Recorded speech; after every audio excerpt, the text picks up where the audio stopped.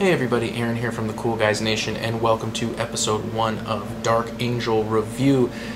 In this video, I'm going to go over some basic things that you're going to see. I'm also going to go over the formations and let you know some of my very first impressions as I get ready to review the rest of the book. So right off the bat, your HQs are very different. You're going to have to really read your new HQs because they function entirely differently.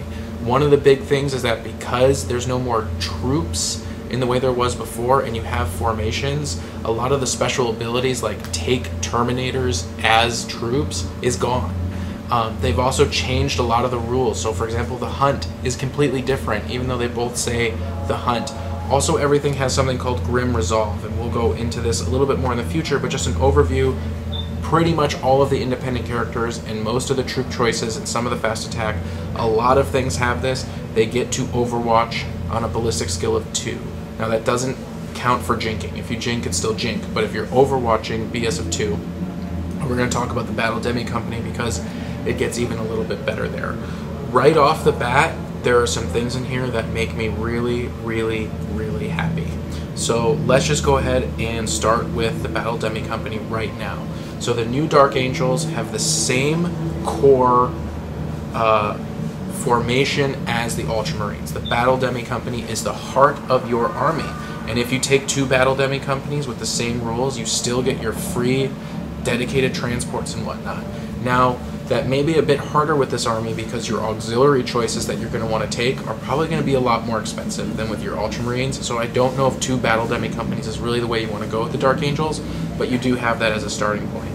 Also, the Battle Demi company for the Dark Angel has an additional rule that the Ultramarines don't have, and it's called Fire Discipline. Fire Discipline gives you +1 to BS from your Grim Resolve. So you now go from BS. Grim Resolve gives you BS 2 on Overwatch. Fire Discipline takes that 2 and makes it a 3, so you're at a BS 3, so you're hitting on a 4 plus an Overwatch.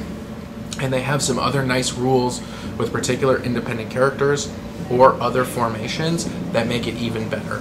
So Dark Angels are now going to be very scary to charge.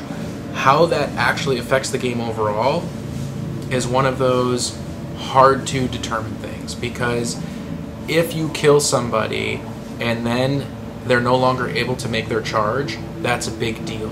But it's not as easy to math hammer charges and math hammer Overwatch in order to say, okay, if I take this and this and this, I know that in these circumstances, I'm always going to blow something up. So I don't know if it's necessarily like an OP crazy new rule, but it is really nice.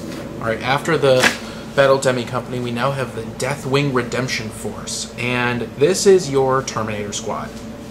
You get to choose Belial, a company master, an interrogator champion, or a librarian. Then you get to take 2 to 5 Deathwing Terminators, 0 to 1 Deathwing Command Squad, 0 to 1 Deathwing Knights, or 0 to 1 units of Vulnerable Dreadnoughts. And that's really awesome. So like, this is your Terminator formation. It also gives you preferred enemy Chaos Space Marines and a special rule called Deathwing Assault. Deathwing Assault says at the beginning of the game you write down either turn 2, turn 3, or turn 4 on a piece of paper and you hide it from your opponent. On turn 2, 3, or 4, your turn 2, 3, or 4, they automatically arrive from reserves. No rolling, no guessing, they just come in. So you want them to come in on turn 2, bam, they come in on turn 2. You want them to come in on turn 4, which I don't know why, maybe you want late game stuff, it will come in on turn 4, which is fantastic. They also have Take the Fight to the Enemy, and that is on the turn that they deep strike, they are allowed to shoot and run, or run and shoot. So a little bit of Eldar action going on there. That's really nice as well. Overall, the Deathwing Redemption Force looks pretty cool. Next, we have the Ravenwing Attack Squad, and this is your bike squads. Okay, so it's 1 Ravenwing Bike Squad or 1 Ravenwing Attack Bike Squad, 1 unit of Ravenwing Land Speeders, or 1 Ravenwing Land Speeder Vengeance. And something that they learned from the Necrons, like, I understand that Games Workshop doesn't always put out FAQs, and they really need to, but at least they've learned from their past mistake, and they identify the unit of Ravenwing Land Speeders may only include 1 model. So there was that whole problem with the spiders, right? Whether 1 unit meant you could take 3, or whether 1 unit meant 1 and 1 unit. Well, for this, it means 1 and 1 unit. And I hope that that puts to bed the Necron thing. You can take one spider, okay, because they should add this line to it. I think that's what they intended. They're doing it here, but that's not how Game Workshop does. They clarify something for someone else down the line, and they forget to clarify it, or just don't clarify it for previous editions. But this specifically says one land speeder, one model. So what does it do? It has attack squadron, which if the land speeder hits, everybody else in this formation gets +1 ballistic skill for shooting. That's great. That's so cool. They also all get scout, and they get summon the Deathwing. And summon the Deathwing is a little bit complicated, but essentially it's making it very easy to deep strike in. So if anything is within 12 inches of something in this formation at the start of the turn, you pretty much just get to plop down the rest of your crap and deep strike. So very cool. All right, Ravenwing. Why am I getting all tongue twisted? Ravenwing Support Squadron. These are land speeders. This is your really cool land speeder formation. And if you like land speeders like I do, I mean, I literally have like a box of like 6 land speeders right there.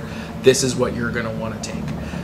And it must include at least 3 models. The unit of Ravenwing land speeders must include at least 3, and I believe it can take up to 6. I think it used to be 9, and now it's 6, but we'll go into that when we actually look at the land speeders. So first of all, they all get Grim Resolve, which is really cool. They all get Interceptor. They also get Raven Shield, and Raven Shield is the Tau Overwatch. So that means if anything tries to assault them, units within 24 inches get to fire Overwatch. That's awesome. So you can kind of like bait people, like come on, attack my squishy little land speeders, and then bam, just shoot them all. They also get Strafing Run, which gives you +1 ballistic skill against pretty much everything except other flyers. It's just fly around and blow stuff up on the ground.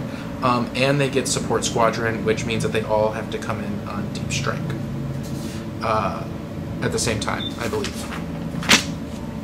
Ravenwing Silence Squadron. So this is my favorite. I really, really like this. So first of all, I'm going to open up in our book. I'm going to go to the Dark Talon, and we're going to be going over all the fast attack and everything later. But I do want to talk about the Dark Talon right now because it is, I think, my favorite change or my favorite new thing for this army.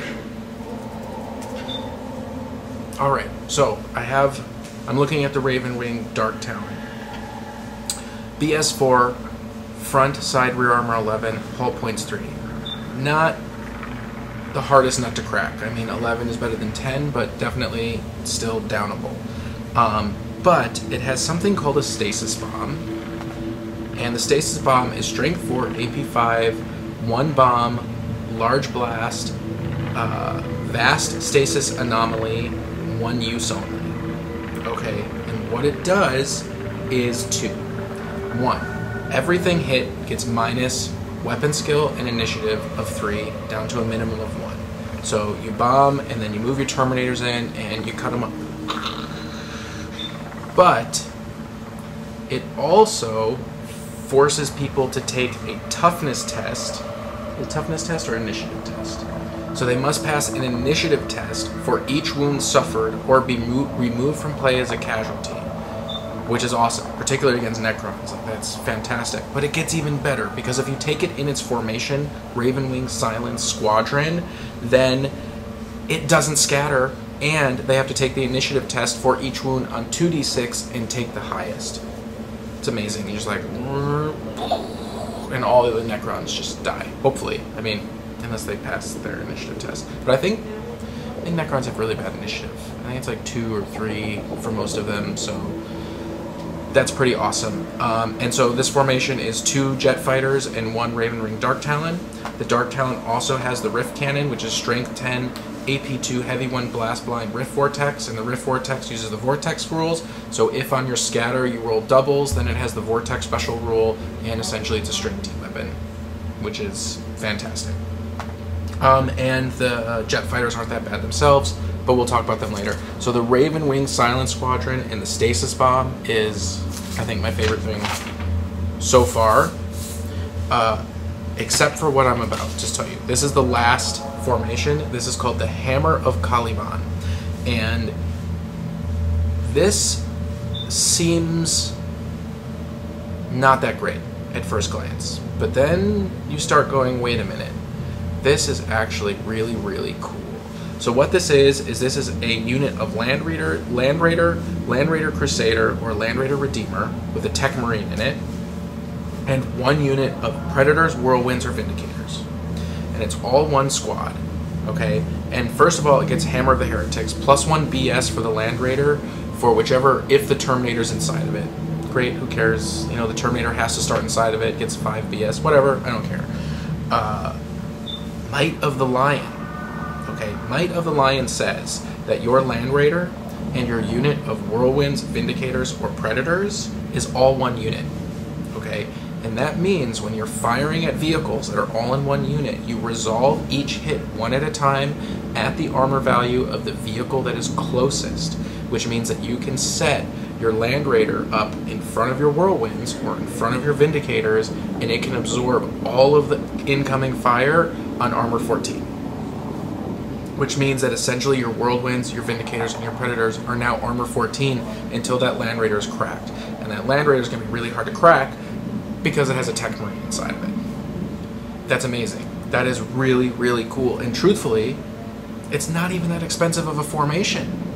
You know, this thing is going to be hard to kill, and it's going to be sitting there laying down amazing fire. So you already know that your Predators, your Whirlwinds, and your Vindicators, if you take a group of 3 of them, you get an extra bonus for how they work. The Vindicators, you get a apocalypse-sized blast of horribleness. The Whirlwinds, I think you get Shred or something, or it doesn't scatter as far. And the Predators get Tank Hunter and Monster Hunter. Well, guess what? The special rules for this also give everything in this formation Monster Hunter and Tank Hunter. So you now have Whirlwinds with Monster Hunter and Tank Hunter with armor 14. That's incredible. I mean, yes, a Land Raider is expensive, 240 or 250 points. Yes, taking 3 Whirlwinds is not cheap. You're looking at putting 500 points inside of this unit, but I think it's going to be well worth it. So, that has been Aaron from the Cool Guys Nation, and this has been episode 1 of the new Dark Angels Codex. In the next episode, we're going to be taking a look at HQs, and it's going to take me a while to put together the HQs because there's a lot of differences. They have really changed the way Dark Angels work, so you're just going to have to bear with me. I'm going to get that together and probably get it out to you later tonight. But until next time, bye.